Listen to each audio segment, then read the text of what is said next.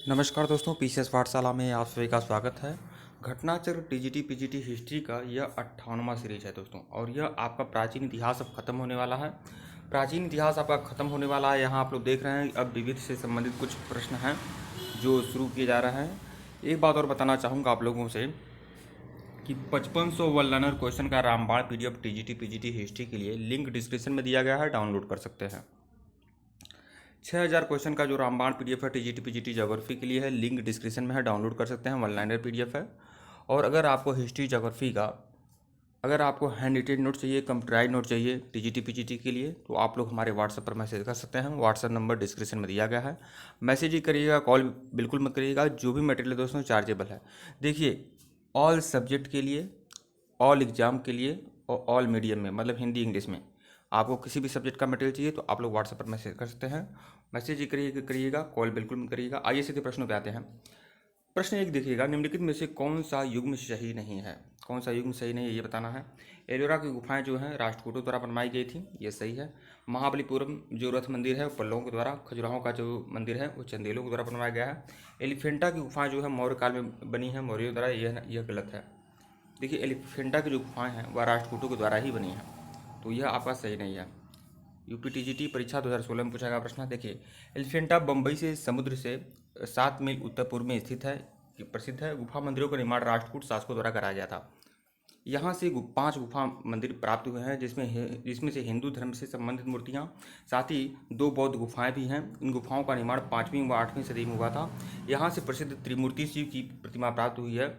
और देखिए, यहाँ पर एलिफेंटा में त्रिमूर्ति शिव की प्रतिमा प्राप्त हुई है। यह इंपॉर्टेंट प्रश्न है, परीक्षाओं में आता है, तो ध्यान रखिएगा। अगले प्रश्न पे आइएगा। प्रश्न संख्या 2 देखिए, निम्नलिखित में से कौन सा ईसा पूर्व युग में प्राचीन भारतीय इतिहास की घटना नहीं है? तो प्राचीन इतिहास मतलब ईसा पूर्व की घटना कौन सी घटना नहीं है? तो चतुर्थ बौद्ध संगीत हुई थी, यह आपका पहली सदी में हुई थी, ईसा पूर्व में नहीं हुई थी। बाकी सभी घटनाएं ईसा पूर्व की है। विक्रम संवत 58 ईसा पूर्व, खारवेल का हाथीगुम्बा अभिलेख जो है यह एक पहली शताब्दी ईसा पूर्व का ही है। इंडो ग्रीक साम्राज्य की स्थापना भी पहले का है ईसा पूर्व के, लेकिन यही जो है ईसा पूर्व के बाद का है। टीजीटी परीक्षा 2016 में पूछा गया प्रश्न है। बौद्ध धर्म की चतुर्थ संगीत कुषाण शासक कनिष्क के राज्यकाल में 102 ईस्वी में हुआ था, कश्मीर के कुंडलवन में। इसकी अध्यक्षता वसुमित्र ने की थी तथा अश्वघोष इसके उपाध्यक्ष थे। अन्य विकल्पों का कालक्रम, इंडो ग्रीक शासकों के साम्राज्य की स्थापना 180 ईसा पूर्व में हुई थी, यह सही है। विक्रम संवत का स्थापना 57 ईसा पूर्व में। खारवेल का हाथीगुम्बा अभिलेख भी पहली शताब्दी ईसा पूर्व के आसपास की है। प्रश्न 3 देखिएगा, निम्नलिखित में से किस नरेश को कविराज कहा जाता है? देखिए, भोज परमार को कविराज कहा जाता है और समुद्रगुप्त को कविराज कहा जाता है। इन दोनों लोगों को कविराज कहा जाता है, इसलिए यहाँ पर कोई एक ऑप्शन सही नहीं हो सकता, इसलिए यहाँ पर स्टार बना हुआ है। केबीएस पीजीटी परीक्षा 2018 में पूछा गया प्रश्न है। प्रश्न 4 देखिएगा, सूची 1 को सूची 2 से मिलाना है तो मिलाइए। पंच सिद्धांतिका के लेखक जो हैं बारह मिहिर हैं। काव्य मीमांसा के लेखक राजशेखर हैं। विशुद्धुमग ने किस रचना किए थे? बुद्धघोष। कादम्बरी के रचनाकार कौन है? बाणभट्ट। कौन सा तो सही मिलाना है तो मिला लीजिए, ऐसे तो बताया ही हूँ। प्रश्न 5 देखिएगा, सूची 1 को सूची 2 से मिलाना है तो देखिए मिलाइए। बिल्हड़ जो थे दरबारी कवि थे विक्रमादित्य चतुर्थ के। पद्मगुप्त जो दरबारी कवि थे, यहाँ इसका उत्तर ही देख लेते हैं। केबीएस पीजीटी परीक्षा में 2018 में पूछा गया प्रश्न है, तो देखिए विक्रमादित्य चतुर्थ के जो दरबारी कवि थे बिल्हड़ थे। पद्मगुप्त किसके दरबारी कवि थे? परमार नरेश सिंधुराज के दरबारी कवि थे पद्मगुप्त। श्रीहर्ष किसके दरबारी कवि थे? गढ़वाल नरेश जयचंद्र के दरबारी कवि कौन थे? श्रीहर्ष। वागपति किसके दरबारी कवि थे? कन्नौज नरेश यशोवर्मा के। इस तरह से आप लोग सम्मिलित कर सकते हैं। प्रश्न 6 देखिएगा, निम्नलिखित में से किस शब्द में जाति की सीमाओं के बाहर के लोगों का कोई निवास स्थान निहित नहीं था? तो जाति की सीमाओं के बाहर के लोगों का कोई निवास स्थान निहित नहीं था, चेरी। एनबीएस पीजीटी परीक्षा 2019 में पूछा गया प्रश्न है। चेरी शब्द में जाति की सीमाओं के बाहर के लोगों का स्थान रहता है, जिसमें भी अपना स्वच्छंद जीवन यापन करते हैं। प्रश्न 7 देखिएगा, निम्नलिखित में से कौन सा ग्रंथ खगोलीय प्रणाली पर आधारित एक लेख है? तो पंच सिद्धांतिका जो है वह खगोलीय प्रणाली पर आधारित एक लेख है, पंच सिद्धांतिका, जिसके लेखक जो है बारह मिहिर हैं। पंच सिद्धांतिका भारत के प्राचीन खगोल शास्त्री एवं ज्योतिष शास्त्री बारह मिहिर का ग्रंथ है, जिसकी रचना विक्रमादित्य के काल में हुई थी। यह ग्रंथ खगोल शास्त्र पर आधारित है, जिसमें 5 खगोलीय सिद्धांतों का वर्णन किया गया है। 5 खगोलीय सिद्धांत हैं पंच सिद्धांतिका में। इसमें ग्रह और नक्षत्रों के साथ साथ समय और स्थिति की जानकारी प्राप्त की जा सकती है। इसके साथ ही त्रिकोणमिति के महत्वपूर्ण सूत्रों का भी संकलन है। प्रश्न 8 देखिएगा, वागपति मुंज और सिंधु राज के दरबारी कवि पद्मगुप्त रचनाकार थे। तो नौ सहसांक चरित्र के रचनाकार थे पद्मगुप्त, जो सिंधु राज के दरबारी कवि थे। परमारवंशी शासक था सिंधु राज, उसके दरबारी कवि थे पद्मगुप्त, जिन्होंने नौ सहसांक चरित्र लिखा था। जीआईसी पीजीटी परीक्षा में 2017 में पूछा गया प्रश्न है ये। प्रश्न 9 देखिएगा, यहाँ पर मिला लेते हैं। देखिए, गिरनार अभिलेख जो है यह रुद्रदामन का अभिलेख है। नासिक अभिलेख जो है पुलमावी का है। इलाहाबाद स्तंभलेख जो है समुद्रगुप्त का है। भीतरी स्तंभलेख जो है स्कंदगुप्त का है। प्रश्न 10 देखिएगा, विक्रमांक देव चरित्र के लेखक कौन है? तो बिल्हड़ इसके रचनाकार हैं। जीआईसी पीजीटी परीक्षा 2017 में पूछा गया प्रश्न है। विक्रमांक देव चरित्र बिल्हड़ की कृति है। इसमें कल्याणी के चालुक्य वंशी चालुक्य नरेश विक्रमादित्य खष्टम का चरित्र वर्णन है। प्रश्न 11 देखिएगा, प्रबोध चंद्रोदय के रचनाकार कौन है? तो प्रबोध चंद्रोदय के रचनाकार हैं कृष्ण मिश्र। चंदेल शासकों के राज्यकाल में हुआ था और इसके रचनाकार कौन है? कृष्ण मिश्र हैं। जीआईसी पीजीटी परीक्षा में 2017 में पूछा गया प्रश्न है। प्रबोध चंद्रोदय एक संस्कृत नाटक है। इसके रचयिता कृष्ण मिश्र हैं। चंदेल शासकों के राज्यकाल में इसका रचना हुआ था। काव्य मीमांसा के लेखक कौन है? तो राजशेखर काव्य मीमांसा के लेखक है। राजशेखर किसके दरबारी कवि थे? महेंद्रपाल फर्स्ट के। जीआईसी पीजीटी परीक्षा 2017 में पूछा गया प्रश्न है। राजशेखर कन्नौज के प्रतिहार वंशी राजा महेंद्रपाल प्रथम और उसके पुत्र महिपाल के दरबारी कवि थे। राजशेखर की रचनाएं क्या हैं? देखिए, बाल रामायण, विद्यासाल भंजिका, कर्पूर मंजरी, काव्य मीमांसा, ये इनकी प्रमुख रचनाएं हैं। प्रश्न 13 देखिएगा, मंदिर वेश्यावृत्ति का प्राचीनतम प्रमाण अधोलिखित किस स्थान के गुहालेख से प्राप्त होता है? तो रामगढ़ के गुहालेख से प्राप्त होता है। जीआईसी परीक्षा 2009 में पूछा गया प्रश्न है। मंदिर वेश्यावृत्ति का प्राचीनतम प्रमाण रामगढ़ गुहालेख से प्राप्त होता है। ईसा पूर्व 3री शताब्दी का यह अभिलेख गुहागढ़ के, देखिए, छत्तीसगढ़ के सरगुजा जिले के रामगढ़ पर्वत के जोगीमारा में मिला है, जो ब्राह्मी लिपि और पाली भाषा में है। इस गुहालेख में सूतनका नामक देवदासी और देवदीन नामक रूपदक्ष का प्रेम का वर्णन है। प्रश्न 14 देखिए, कल्हड़ द्वारा रचित राजतरंगड़ी निम्नलिखित में से किससे संबंधित है? तो कश्मीर के इतिहास से संबंधित है, विकल्प सी। जीआईसी पीजीटी परीक्षा 2015 में पूछा गया प्रश्न है ये। इसकी व्याख्या देख लेते हैं। कश्मीर के हिंदू राज्य का इतिहास हमें कल्हड़कृत राजतरंगड़ी से ज्ञात होता है। इस ग्रंथ की रचना कल्हड़ ने राजा जय सिंह के शासनकाल में की थी। कश्मीर के शासक जैनुल आब्दीन द्वारा संरक्षित 2 विद्वान थे, जून राज और श्रीवर। तो राजतरंगड़ी की रचना कल्हड़ ने किया था, लेकिन बाद में जैनुल आब्दीन के संरक्षण में 2 विद्वान थे, जून राज और श्रीवर। इन लोगों ने कल्हड़ की राजतरंगड़ी को आगे विस्तारित किया था, जून राज और श्रीवर। प्रश्न 15 देखिएगा, यहाँ पर मिलान करना है, तो मिलान करिए। देखिए, नौ सहसांक चरित्र के रचनाकार है पद्मगुप्त। गौड़वाह वागपति राज के गढ़वाह विराम राजतरंगड़ी की रचना बिल्हड़ है। विक्रमांक देव चरित्र के रचनाकार कौन है? तो बिल्हड़ है। और राजतरंगड़ी के रचनाकार कल्हड़, गौड़वाहों के वागपति राज। ऐसे ही आप लोग सम्मिलित कर सकते हैं। प्रश्न 16 देखिएगा, द्वितीय राजतरंगड़ी के रचनाकार कौन है? द्वितीय राजतरंगड़ी जून राज और श्रीवर। जैसे मैंने बताया कि राजतरंगड़ी के रचनाकार जो है कल्हड़ हैं, लेकिन बाद में जैनुल आब्दीन के दरबार में 2 लोग थे, जून राज और श्रीवर। इन्होंने राजतरंगड़ी को आगे बढ़ाया था। तो द्वितीय राजतरंगड़ी के रचनाकार कौन है? जून राज और श्रीवर, जिसमें जून राज प्रमुख है, इसलिए जून राज का नाम पहले है। जीआईसी सहायक अध्यापक परीक्षा में पूछा गया प्रश्न है ये। जून राज 15वीं सदी के कश्मीरी इतिहासकार और संस्कृत कवि थे। उन्होंने द्वितीय राजतरंगड़ी नामक इतिहास ग्रंथ की रचना की थी, जबकि कल्हड़ राजतरंगड़ी के लेखक थे। उनके समकालीन कश्मीर का शासक जय सिंह था। नमस्कार दोस्तों, पीसीएस पाठशाला में आप सभी का स्वागत है। घटनाचक्र टीजीटी पीजीटी हिस्ट्री की यह 59वीं सीरीज है। अगर इसके पहले का वीडियो नहीं देखा है आपने, तो प्लेलिस्ट में जाइएगा। घटनाचक्र टीजीटी पीजीटी हिस्ट्री के नाम से प्लेलिस्ट बनी हुई है। 5500 वन लाइनर क्वेश्चन का रामबाण पीडीएफ टीजीटी पीजीटी हिस्ट्री के लिए लिंक डिस्क्रिप्शन में दिया गया है, डाउनलोड कर सकते हैं।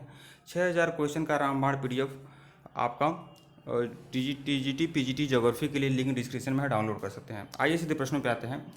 प्रश्न संख्या 17 देखिएगा, निम्नलिखित में से कौन सा ग्रंथ लैटिन भाषा में लिखा गया है? कौन सा ग्रंथ लैटिन भाषा में लिखा गया है? तो नेचुरल हिस्टोरिका जो है लैटिन भाषा में लिखा गया है। जीआईसी पीजीटी परीक्षा में पूछा गया प्रश्न है। नेचुरल हिस्टोरिका ग्रंथ लैटिन भाषा में लिखा गया है। यह प्रथम शताब्दी ईस्वी की घटना है। इसमें ईस्वी की रचना है। इसमें भारतीय पशुओं, पेड़ पौधों, खनिजों आदि का वर्णन है। प्रश्न 14 देखिएगा, श्री चक्र किस प्राचीन धर्म से संबंधित है? तो शाक्त धर्म से संबंधित है। श्री चक्र का संबंध शाक्त संप्रदाय से है। श्री चक्र का प्रतीकवाद संख्या 3 और 9 प्रमुखता से संबंधित है। यंत्र में 4 पुरुष त्रिकोण और 5 स्त्री त्रिकोण परस्पर छेदन के रूप में होते हैं। तांत्रिक विशेष रूप से चक्र की पूजा करते हैं। इसके अनुसार जब शक्ति के 5 रूप और शिव के 4 रूप मिलकर एक हो जाते हैं तब इसे श्री चक्र कहा जाता है। प्रश्न 19 देखिएगा, सुप्रसिद्ध नाटक रंभा मंजरी की रचना निम्नलिखित में से किसने की थी? रंभा मंजरी की रचना के रचनाकार कौन है? तो यह कोई नहीं है रंभा मंजरी के रचनाकार इसमें, इसलिए स्टार बना हुआ है। तो देखिए, सुप्रसिद्ध रचना रंभा मंजरी की रचना न्याय चंद्र सूरी ने की थी। भारतीय नाटकों के इतिहास में इस नाटक का महत्वपूर्ण स्थान है। यह नाटक कर्पूर मंजरी के प्रतिरूप पर लिखा गया है। प्रश्न 20 देखिएगा, भारत में प्राचीनतम वृत्ताकार मंदिर मिला है। प्राचीनतम वृत्ताकार मंदिर जो भारत में मिला है जयपुर के बैरूट में मिला है। जीआईसी में पूछा गया प्रश्न है, इसकी व्याख्या देख लेते हैं। भारत में प्राचीनतम वृत्ताकार मंदिर जयपुर के बैरूट में मिलता है। जयपुर की स्थापना आमेर के राजा जयसिंह द्वितीय ने की थी। यह शहर 3 ओर से अरावली पर्वतमाला से घिरा हुआ है। यहाँ का जल महल, हवा महल, आमेर का किला, नागरगढ़ का किला, जंतर मंतर राजपूतों द्वारा निर्मित वास्तुशिल्प के बेजोड़ नमूने हैं। गोविंद जी देव मंदिर जयपुर में ही स्थित है। प्रश्न 21 देखिएगा, अधोलिखित में से कौन योग सूत्र के रचयिता हैं? तो पतंजलि जो है योग सूत्र के रचयिता हैं। योग का शाब्दिक अर्थ होता है मिलन, अर्थात आत्मा का परमात्मा के साथ मिल जाना। योग दर्शन का प्रवर्तक जो है पतंजलि हैं। प्रश्न 22 देखिएगा, पुस्तक the wonder that was India के लेखक कौन है? पुस्तक the wonder that was India के रचनाकार कौन है? तो ए एल बासम। पुस्तक the wonder that was India के रचनाकार कौन है? A L Basham. प्रश्न 23 देखिएगा, निम्नलिखित में से कौन महिला अलवार संत हैं? तो महिला अलवार संत हैं अंडाल। जीआईसी प्रवक्ता परीक्षा में पूछा गया प्रश्न है। विष्णु या नारायण की उपासना करने वाले भक्त अलवार कहलाते थे। अंडाल महिला अलवार संत हैं। इनकी संख्या 12 है। अलवार तमिल कवि एवं संत थे। इसका काल 6वीं से 9वीं शताब्दी के बीच रहा। इनके पदों का संग्रह जो है दिव्य प्रबंध है। दिल प्रबंध लिखा, दिल प्रबंध नहीं, ये दिव्य प्रबंध है जो वेदों के तुल्य माना जाता है। प्रश्न 24 देखिएगा, निम्नलिखित में से कौन एक अलवार संत हैं? तो अंडाल जो हैं अलवार संत हैं। एनबीएस पीजीटी परीक्षा में पूछा गया प्रश्न है ये। प्रश्न 25 देखिएगा, तिरुवाचकम का लेखक कौन है? तो तिरुवाचकम का लेखक नैनार हैं। नैनार संत जो हैं वह तिरुवाचकम के लेखक हैं। तिरुवाचकम के लेखक जो वास्तव में देखा जाए मणिक वासागर। जीआईसी प्रवक्ता परीक्षा 2009 में पूछा गया प्रश्न है। देखिए, तिरुवाचकम मणिक सागर द्वारा रचित तमिल भजनों की एक श्रृंखला है। मणिक सागर नैनार संत थे। मणिक सागर जो थे एक नैनार संत थे जिन्होंने तिरुवाचकम लिखा था। प्रश्न 26 देखिएगा, निम्नलिखित में से कागज का प्रचलन भारत में किसने किया था? तो अरब ने किया था। जीआईसी प्रवक्ता परीक्षा 2009 में पूछा गया प्रश्न है। भारत में कागज का प्रचलन अरब द्वारा प्रारंभ किया गया था। भारत में कागज की प्राचीनतम पांडुलिपि जो है 1223 से 24 ईस्वी की है। देखिए, सबसे पहले कागज का तो खोज वैसे तो चीनियों ने किया था, लेकिन चीनियों से अरबों ने सीखा और अरबों ने भारतीयों को सिखाया। प्रश्न 27 देखिएगा, चरक जो हैं ये आपके चिकित्सा से संबंधित हैं। बारामिहिर जो हैं आपके गणित से ज्योतिष से संबंधित हैं। भास्कराचार्य गणित से और विशाखादत्त नाटक लिखे थे मृच्छकटिकम। तो जीआईसी प्रवक्ता परीक्षा में पूछा गया प्रश्न है ये। अगले प्रश्न पे आइएगा। प्रश्न संख्या 28 देखिए, निम्नलिखित में से किस भारतीय गणितज्ञ ने दशमलव स्थानिक मान की खोज की थी? तो आर्यभट्ट ने खोज की थी। आर्यभट्ट प्राचीन भारतीय गणितज्ञ थे जिन्होंने पाई का मान ज्ञात करते समय दशमलव के स्थानिक मान की खोज की थी। पिंगल ने छंद सूत्रम की रचना की थी। प्रश्न 19 देखिएगा, 29 सूची 1 को सूची 2 से मिलाना है। तो देखिए, बाराहमिहिर के रचनाकार कौन है? बाराहमिहिर ने क्या लिखा था? बृहद संहिता। विशाखदत्त ने क्या लिखा था? मृच्छकटिकम। विशाखदत्त ने लिखा था देवी चंद्रगुप्तम और शूद्रक ने लिखा था मृच्छकटिकम। बिल्हड़ ने लिखा था विक्रमांक देवचरित। इस तरह से आप लोग मिला सकते हैं।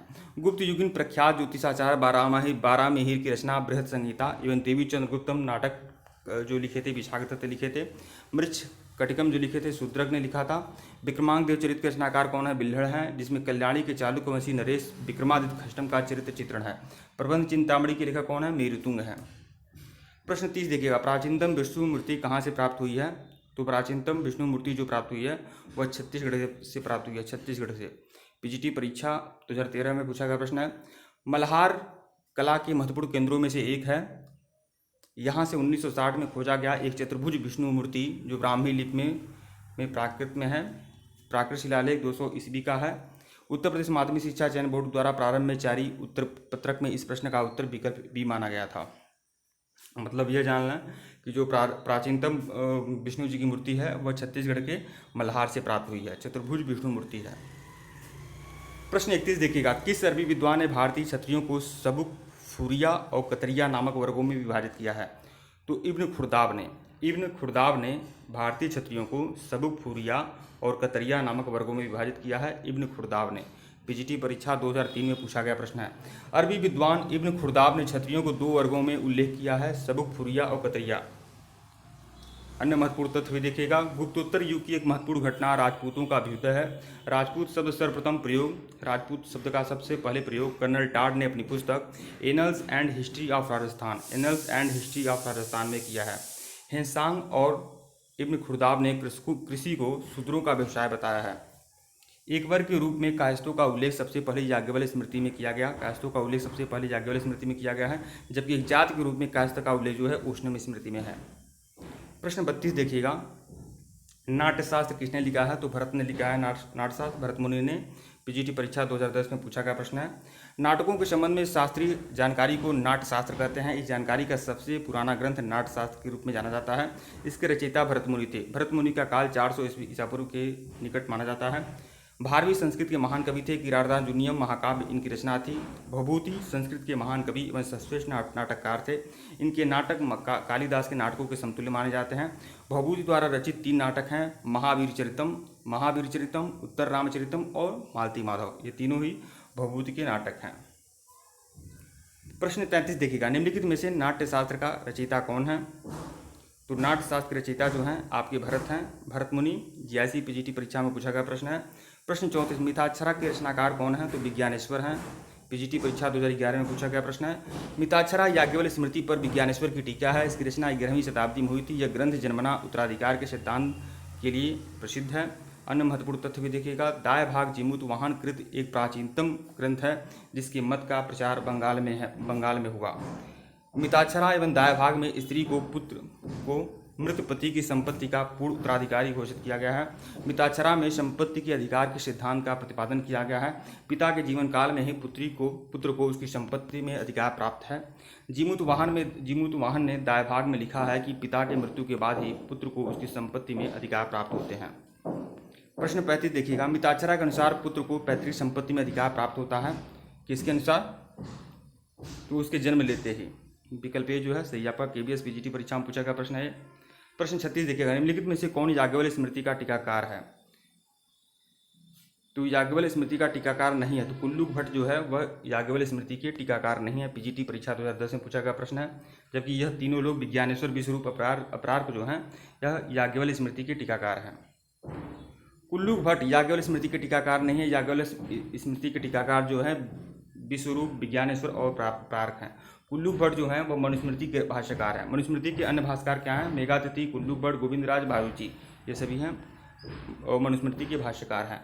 मनुस्मृति की रचना मौर्योत्तर युग में शुंग काल में हुई थी। स्मृतियाँ हिंदू धर्म के कानूनी ग्रंथ हैं। ये पद में लिखी गई हैं, बल्कि विष्णु स्मृति जो है यह गद्य में लिखी गई है। प्रश्न 37 देखिएगा, प्राचीन काल में बधुआश्रम को निर्दिष्ट करने वाले शब्द क्या हैं? व्यक्ति जो होता था बेगार और विष्टि मतलब ही बेगार। व्यक्ति जो होता था यह चोल काल में प्रसिद्ध था यह शब्द, और विष्टि जो है मौर्य काल संबंधित है। दोनों का मतलब बेगार ही होता है, मतलब बिना धन दिए आप श्रम कराना। बीजीटी परीक्षा 2011 में पूछा गया प्रश्न है ये। चोल काल में बेगार को वेट्टी कहते थे। यह प्रायः सार्वजनिक कार्यों के लिए लिया जाने वाला कर था। विष्टि मौर्य काल में निःशुल्क श्रम और बेगार को विष्टि कहते थे, जबकि शुल्क प्राचीन काल में राजा को दिया जाने वाला एक कर था। सौंदर्य या तकावी कृषक को दिया जाता था। तकावी जो मोहम्मद बिन तुगलक के समय दिया जाता था। प्रश्न 38 देखिएगा, प्राग ज्योतिष प्राचीनतम नाम है। तो असम का नाम प्राचीन नाम है प्राग ज्योतिष। महाभारत में असम को म्लेच्छों या असुरों की भूमि अथवा अनार्य देश के रूप में वर्णित किया गया है। महाभारत काल में इस प्रदेश का उल्लेख प्राग ज्योतिष के रूप में किया गया है। पुराणों में इसका उल्लेख कामरूप के रूप में भी किया जाता था। प्रश्न 39 देखिएगा, प्राग ज्योतिष नाम था। प्राग ज्योतिष नाम है इसका, प्राचीन असम का नाम है प्राग ज्योतिष। प्रश्न 40 देखिएगा, इस सीरीज का सबसे आखिरी प्रश्न, किस राज्य का प्राचीन नाम प्रागज्योतिष था? तो असम का जो प्राचीन नाम है वो प्रागज्योतिष है। ठीक है दोस्तों, वीडियो को लाइक करिएगा और चैनल को सब्सक्राइब करिएगा और टेलीग्राम को बिल्कुल ज्वाइन कर लीजिएगा। धन्यवाद आप लोग को। नमस्कार दोस्तों, पीसीएस पाठशाला में आप सभी का स्वागत है। घटनाचक्र टीजीटी पीजीटी हिस्ट्री की सीरीज चल रही है और यह 60वां भाग है दोस्तों। अगर इसके पहले का वीडियो अगर आप लोगों ने नहीं देखा है तो प्लेलिस्ट में जाइएगा। घटनाचक्र टीजीटी पीजीटी हिस्ट्री के नाम से प्लेलिस्ट बनी हुई है, प्लेलिस्ट में जाइए और सभी वीडियो को फॉलो करिए। एक बात और आप लोगों से कहना है कि 5500 वर्ल्ड लाइनर क्वेश्चन का रामबाण पीडीएफ है टीजीटी पीजीटी हिस्ट्री के लिए, डाउनलोड कर सकते हैं, लिंक डिस्क्रिप्शन में दिया गया है। 6000 क्वेश्चन का रामबाण पीडीएफ है टीजीटी पीजीटी ज्योग्राफी के लिए, लिंक डिस्क्रिप्शन में है, डाउनलोड कर सकते हैं। ऑल इंडिया टीजीटी पीजीटी के लिए इंपॉर्टेंट है, वर्ल्ड लाइनर क्वेश्चन है। एक बात और कहना चाहूँगा आप लोगों से कि अगर आपको किसी भी सब्जेक्ट का किसी भी मीडियम में किसी भी तैयारी के लिए अगर आपको हैंड रिटन नोट चाहिए, कंप्यूटराइज नोट्स की पीडीएफ चाहिए तो आप लोग हमारे व्हाट्सएप पर मैसेज कर सकते हैं। व्हाट्सएप नंबर डिस्क्रिप्शन में दिया गया है, मैसेज करिएगा, कॉल बिल्कुल मत करिएगा। और जो भी मटेरियल है दोस्तों चार्जेबल है। तो आइए सीधे प्रश्नों पे आते हैं। प्रश्न संख्या 41 देखिएगा, गोपुरम कहाँ के मंदिरों की विशेषता थी? तो यह तमिलनाडु के मंदिरों की विशेषता थी गोपुरम। पीजीटी परीक्षा 2006 में पूछा गया प्रश्न है। द्रविड़ वास्तुकला भारतीय उपमहाद्वीप के दक्षिणी भाग में विकसित हुई थी। द्रविड़ शैली के मंदिर आयताकार एवं शिखर पिरामिड के आकार के थे। गर्भगृह के चारों ओर वर्गाकार छत से ढका हुआ बाड़ा होता था जिसे प्रदक्षिणा पथ कहते थे। बाद में इन मंदिरों के साथ अनेक स्तंभ युक्त मंडप, गलियारे और विशाल गोपुरम भी जोड़ दिए गए। अन्य महत्वपूर्ण तथ्य भी देखिएगा, उड़ीसा के मंदिर शुद्ध नागर शैली का प्रतिनिधित्व करते हैं। गुजरात में अधिकांश मंदिर जो हैं वह सोलंकी राजाओं के काल में बने थे। बेसर शैली से संबद्ध मंदिरों का निर्माण जो है वह बिंद और कृष्णा नदी के बीच के क्षेत्र में हुआ है। चोल द्रविड़ शैली की मुख्य विशेषता विमान है। पांड्य द्रविड़ शैली की मुख्य विशेषता जो है गोपुरम है। पल्लव द्रविड़ शैली की मुख्य विशेषता क्या है? मंडपम है। प्रश्न 42 देखिएगा, लंबवत पुरातात्विक उत्खनन के द्वारा किसी संस्कृति के निम्न में से किस पदों का विशेष ज्ञान होता है? तो लंबवत पुरातात्विक उत्खनन के द्वारा किसी संस्कृति के निम्न में से किस पदों का विशेष ज्ञान होता है? तो संस्कृति के काल मापन का विशेष ज्ञान होता है। पीजीटी परीक्षा 2009 में पूछा गया प्रश्न है। लंबवत पुरातात्विक उत्खनन के द्वारा विभिन्न संस्कृतियों के कालक्रम का ज्ञान होता है, जबकि क्षैतिज खुदाई से किसी संस्कृति के क्षेत्रीय विस्तार का पता चलता है। वस्तुतः लंबवत और क्षैतिज खुदाई एक दूसरे के पूरक हैं, क्योंकि इससे किसी संस्कृति का क्षेत्र विस्तार एवं कालक्रम दोनों का ही मापन किया जा सकता है। प्रश्न 43 देखिएगा, काकनाद बोट महाविहार कहाँ स्थित है? तो काकनाद बोट महाविहार जो है यह सांची में स्थित है, सांची में। पीजीटी परीक्षा 2009 में पूछा गया प्रश्न है ये। सांची का प्राचीन नाम काकनाथ बोट था। यह मध्य प्रदेश राज्य में भोपाल के समीप स्थित है। सांची विश्वभर में बौद्ध स्तूपों के लिए प्रसिद्ध है। इसका निर्माण मौर्य सम्राट अशोक ने कराया था। काकनाथ बोट सांची महाविहार का निर्माण सांची स्तूप के समीप ही 254 ईसा पूर्व में अशोक द्वारा करवाया गया था। प्रश्न 44 देखिएगा, दक्षिण भारत में स्थित निम्नलिखित स्तूप अवशेषों में दशरथ जातक का शिल्पांकन प्राप्त हुआ है? तो नागार्जुन कोंडा से प्राप्त हुआ है दशरथ जातक का शिल्पांकन। टीजीटी परीक्षा 2013 में पूछा गया प्रश्न है ये। देखिए, दशरथ जातक का शिल्पांकन नागार्जुन कोंडा स्तूप अवशेष में हुआ है। यद्यपि यह जातक संस्कृत महाकाव्य रामायण का बौद्ध संस्करण है, परंतु रामायण में प्रस्तुत किए गए किरदारों के सापेक्ष भिन्न है। इस जातक में राम, लक्ष्मण, सीता को भाई, बहन और दशरथ को वाराणसी का राजा बताया गया है। प्रश्न 45 देखिएगा, चीनी लोग भारत को किस नाम से पुकारते थे? चीनी लोग जो थे भारत को किस नाम से पुकारते थे? तो युनतू के नाम से पुकारते थे, युनतू। पीजीटी परीक्षा 2009 में पूछा गया प्रश्न है ये। चीनी लोग भारत को युनतू नाम से पुकारते थे। इसका उल्लेख चीनी यात्री हेनसांग और फाहियान ने अपनी यात्रा वृत्तांत में किया है। प्रश्न 46 देखिएगा, कंबन की रामायण और एक क्लासिकल साहित्य थी, तो तमिल में था कंबन का रामायण। पीजीटी परीक्षा में पूछा गया प्रश्न है। कुलोत्तुंग तृतीय के शासनकाल में प्रसिद्ध कवि कंबन थे, जिसने तमिल रामायण की रचना की थी। यह तमिल साहित्य का महाकाव्य है। अन्य महत्वपूर्ण तथ्य भी देखिएगा, पंप, पूर्ण और रन कन्नड़ साहित्य के त्रिरत्न माने जाते हैं। पंप, पूर्ण, रन। और अर्थ देखिएगा, पंप ने आदि पुराण के रचनाकार थे। पूर्ण शांति पुराण और रन जो थे वह अजीत पुराण के रचनाकार थे। ये सभी जैन तीर्थंकरों पर लिखे गए हैं। 11वीं सदी में कंबन, उटकुट्टम और पुगलेंडी तमिल साहित्य के 3 रचनाकार थे। इन्हें तमिल साहित्य का त्रिरत्न कहते हैं। तो पंप, पूर्ण, रन जो थे वह कन्नड़ साहित्य के त्रिरत्न थे और तमिल साहित्य के त्रिरत्न कौन थे? कंबन, उटकुट्टम और पुगलेंदी।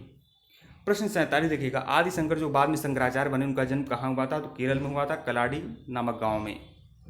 शंकराचार्य का जन्म केरल प्रांत के अलवर नदी मतलब मालाबार तट पर है अलवर नदी के उत्तरी किनारे पर स्थित कालाड़ी नामक गांव में 788 ईस्वी के लगभग हुआ था। इनके पिता शिवगुरु नंबूतुरी ब्राह्मण थे और उनकी मां का नाम था आर्यम्बा। प्रश्न 48 देखिएगा, शंकराचार्य ने निम्नलिखित में से कौन सा सिद्धांत दिया था? तो अद्वैतवाद दिया था। पीजीटी परीक्षा 2011 में पूछा गया प्रश्न है। शंकराचार्य को शंकर, श्री शंकराचार्य आदि नामों से भी जाना जाता है। 8वीं शताब्दी में इनका जन्म केरल के छोटे से गांव कलाड़ी में हुआ था। इनके समय में बौद्धों और जैनियों के प्रभाव में आकर हिंदुत्व समाप्त किया हो रहा था। इसी को रोकने के लिए उन्होंने वेदांत को बल दिया। हिंदू धर्म में इन्हीं उत्थान के प्रयासों के लिए उन्होंने सर्वाधिक प्रसिद्धि मिली और इसी दर्शन को अद्वैतवाद दर्शन के नाम से भी जाना जाता है। प्रश्न 49, शंकराचार्य ने कहाँ पर 4 पीठों की स्थापना की थी? तो बद्रीनाथ, श्रृंगेरी और पुरी और द्वारका में 4 पीठों की स्थापना शंकराचार्य ने की थी। पीजीटी परीक्षा 2013 में पूछा गया प्रश्न है। प्राचीन भारत के दार्शनिक एवं धर्माचार्यों में शंकराचार्य का नाम अग्रगण्य है। इनका मत अद्वैतवाद के नाम से जाना जाता है। अपने कार्यों को मूर्त रूप देने के लिए शंकराचार्य ने देश के चारों दिशाओं में उत्तर में ज्योतिर्मठ जिसे बद्रीनाथ कहते हैं, दक्षिण में श्रृंगेरी और पूर्व में पुरी और पश्चिम में द्वारका प्रसिद्ध मठों की स्थापना इन्होंने किया था। प्रश्न 50 देखिएगा, लोकायत दर्शन का प्रवर्तक कौन है? तो चारवाक हैं लोकायत दर्शन के प्रवर्तक। पीजीटी परीक्षा 2011 में पूछा गया प्रश्न है। मानव जीवन का सबसे प्राचीन दर्शन जो है कदाचित चारवाक दर्शन है, जिसे लोकायत या लोकायतिक दर्शन भी कहते हैं। लोकायत का शाब्दिक अर्थ होता है जो मत लोगों के बीच व्याप्त हो, जो विचार जन सामान्य प्रचलित हो। लोकायत दर्शन के प्रवर्तक जो हैं चारवाक ऋषि हैं। प्रश्न 51 देखिएगा, 9वीं से 12वीं शताब्दी के मध्य अनेक उपजातियों के उदय के उल्लेख प्राप्त होते हैं। 9वीं से 12वीं सदी के मध्य अनेक उपजातियों के उदय के उल्लेख प्राप्त होते हैं। कारण है वाणिज्यिक गतिविधि और जनसंख्या की गतिशीलता ने इस प्रक्रिया में वृद्धि की। तो कथन और कारण दोनों सही है और कथन कारण की सही व्याख्या करता है। नहीं, इसमें कथन सही है लेकिन कारण गलत है। यहाँ पर विकल्प सी होगा। ए और आर दोनों सत्य हैं। ए की सही व्याख्या आर है। ऐसे वही जैसे कि मैं सोचा कि यहाँ पर ए होगा तो यह स्थिति जो यहाँ पे ऐसे होगी। प्रश्न 52 देखिएगा, नालंदा विश्वविद्यालय को किसने जलाकर नष्ट कर दिया? तो बख्तियार खिलजी ने। पीजीटी परीक्षा 2013 में पूछा गया प्रश्न है। नालंदा अपने ढंग का अद्भुत एवं निराला विश्वविद्यालय था। हर्ष के बाद लगभग 12वीं सदी तक इसकी ख्याति बनी रही। इसकी ख्याति से आकर्षित होकर जावा और सुमात्रा के शासक बालपुत्र देव ने नालंदा में एक मठ बनवाया। इसकी निर्वाह के लिए अपने मित्र बंगाल के पाल नरेश देवपाल से 5 गांव दान में दिलवाए थे। 12वीं सदी के अंत में मुस्लिम आक्रांता बख्तियार खिलजी ने इस विश्वविद्यालय को ध्वस्त कर दिया। यहाँ के भिक्षुओं की हत्या कर दी गई। बहुमूल्य पुस्तकालय को जला दिया गया। इस प्रकार एक अंतर्राष्ट्रीय ख्याति के शिक्षा केंद्र का दुखद अंत हो गया। अगले प्रश्न पे आइएगा। प्रश्न 53 देखिए, 8वीं सदी से लेकर 13वीं सदी तक कभी कभी अंधकार का युग भी माना जाता है। कारण वर्तमान भारत की अनेक संस्थाओं ने इसी समय अस्थायी स्वरूप प्राप्त करना आरंभ किया था। तो इसमें कारण और कथन दोनों सही है। कारण कथन की सही व्याख्या करता है। पीजीटी परीक्षा 2000 में पूछा गया प्रश्न है। प्रश्न 54 देखिएगा, महिला शासिका रुद्रम्मा किस राजवंश से संबंधित हैं? तो काकतीय राजवंश से संबंधित है महिला शासिका रुद्रम्मा। रुद्रम्मा देवी वारंगल के काकतीय वंश की रानी थी। रुद्रम्मा ने राजा गणपति देव के यहाँ रुद्रम्मा नाम से जन्म लिया था। राजा गणपति का कोई पुत्र नहीं था, इसलिए उनकी मृत्यु के पश्चात रुद्रम्मा देवी ने शासन किया। जब रुद्रम्मा देवी ने शासन संभाला तो उनकी आयु सिर्फ 14 साल थी। इन्होंने कहीं कहीं अभिलेखों में रुद्रदेव महाराज ही मिलता है। इन्होंने अपने को पुरुष की भांति अपना लेख अंकित करवाया था रुद्रदेव महाराज के नाम से। रुद्रम्मा का विवाह पूर्वी चालुक्य राजकुमार वीरभद्र से हो गया था। गणपति वारंगल के काकतीय वंश को सर्वाधिक प्रसिद्ध राजा हुए थे। इसने आंध्रा, नेल्लौर, कांची, कुर्नूल आदि को जीतकर अपने राज्य का विस्तार भी किया था। 1263 में सुंदर पांडे ने इसे हराकर कांची और नेल्लौर को छीन लिया था। प्रश्न 55 देखिएगा, इस सीरीज का सबसे आखिरी प्रश्न, रुद्रम्मा देवी किस वंश की रानी थी? तो आपको बताया कि वारंगल के काकतीय वंश की रानी थी रुद्रम्मा देवी। अभिलेखों में रुद्रदेव महाराज भी मिलता है। ठीक है दोस्तों, वीडियो को लाइक करिएगा, चैनल को सब्सक्राइब करिएगा, टेलीग्राम को बिल्कुल ज्वाइन करिएगा। और यह आपका विविध से संबंधित था, प्राचीन भारत का विविध। यह कुल 55 प्रश्न थे। तो देखिए दोस्तों, जैसे ही एक टॉपिक आपकी कंप्लीट हो जा रही है उसके बाद मास्टर वीडियो में यह सीरीज जोड़ दी जा रही है। तो TGT PGT history Ghatnachakra master video नाम से प्लेलिस्ट बनी हुई है, जहां पर प्राचीन इतिहास, मध्यकालीन इतिहास, आधुनिक इतिहास से संबंधित जो भी टॉपिक आपके कंप्लीट हो जाएंगे उसका मास्टर वीडियो आपको मिल जाएगा। जैसे प्रागैतिहासिक काल का या फिर सिंधु घाटी सभ्यता काल का या फिर क्या बोलते हैं सिंधु घाटी सभ्यता, मौर्य काल, मौर्योत्तर काल, गुप्त काल, गुप्तोत्तर काल, धार्मिक आंदोलन, ये सबका मास्टर वीडियो आपको मिला हुआ है। आप प्लेलिस्ट में जाइएगा, Ghatnachakra TGT PGT history master video नाम से भी प्लेलिस्ट है, उसमें आपको टॉपिक टू टॉपिक वीडियो मिल जाएगा। और Ghatnachakra TGT PGT history series के नाम से प्ले लिस्ट है, उसमें 10, 15, 20 क्वेश्चन का जैसी सीरीज है वो भी आपको मिल जाएगी। और ऑल इंडिया टीजीटी पीजीटी के लिए सीरीज बहुत ही इंपॉर्टेंट है दोस्तों। तो और 5591 क्वेश्चन का रामबाण पीडीएफ बिल्कुल डाउनलोड कर लीजिएगा, लिंक डिस्क्रिप्शन में दिया गया है। और अगर आपको किसी भी सब्जेक्ट का, किसी भी मीडियम में किसी भी तरह का कोई भी नोट्स का पीडीएफ चाहिए तो व्हाट्सएप पर मैसेज करिएगा, मैसेज ही करिएगा, कॉल बिल्कुल मत करिएगा दोस्तों। और जो भी मटेरियल है दोस्तों चार्जेबल है। धन्यवाद।